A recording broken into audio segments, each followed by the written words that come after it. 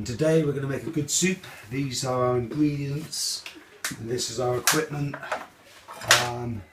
Obviously a good container, a plate, a blade, a bigger blade and water. Obviously we're going to go on a 2-pint soup with 1 kilo of vegetation. So 2 of these, 1, and that's 2 pints. You know, obviously we're going to do some slight trimming, so we're going to trim just the worst bits off here. And this is how you do it.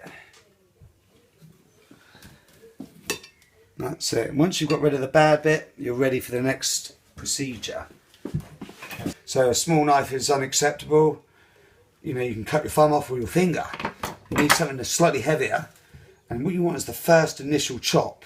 So it's almost a guillotine effect. Introduce, bring her down, guillotine, guillotine, and there we go. Once it's in half, you're in for a treat. The thing obviously is to get the water on the boil, get the appropriate vessel and fire it up. This is the most hardened of all the vegetables. So guillotine her up. And what we're going to do here, and I'm doing very well here, I don't usually get this far without cutting myself. Practice makes perfect. Guillotine, and get her in there. Don't worry about the mud, that's good nutrients. And we'll do the same for this and go on to the next vegetable. And there we go, that's the second half. Notice we're not biased about these small parts of bracken, and it will all go in.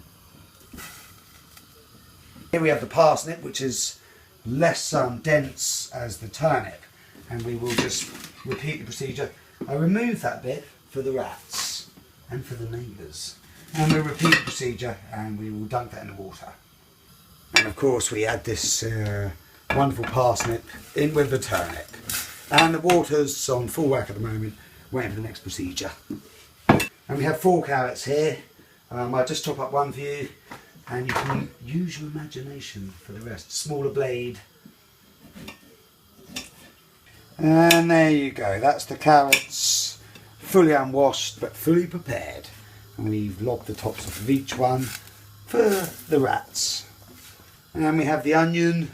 This is a very good specimen. Let's cut the end off. We don't want that bit, do we? And that can go for the rats. And here we have the onions. Very good for your onions. If you want to do a fake cry scene, make sure you've got the onion out of shot when you chop it. And we'll just leave that for about 20 minutes or so. And here we are. As you can see, the soup has been doing its thing. We'll just have a little test of it. Yeah, that all seems to be good. Now, as you can see, the pan is broken. So what I like to do with a broken pan is use some kind of insulator. And we're going to pick it up quickly. And we're going to drop her in this cold water, and that will allow it to work perfectly with, if you look over here, Nasher, which will be the next part of the phase and the last. Now you can use one of these as I've always done, but today I'm going to bend the rules and use my hand. And what we do is I use one of them to stop the splash. Let's see if this works. This is new territory. Could be taking a risk here. But he who dares, and there we go. I don't think that was too bad after all. There we go. We just get left with a few gums we can scrape out. And as you can see, Nasher is very full. What we do is we clip her in. Takes a little bit of fumbling around this thing. Nasher's been worked to the bone. Make sure she's on for the neighbours. Anti-vibration unit. Complimentary man.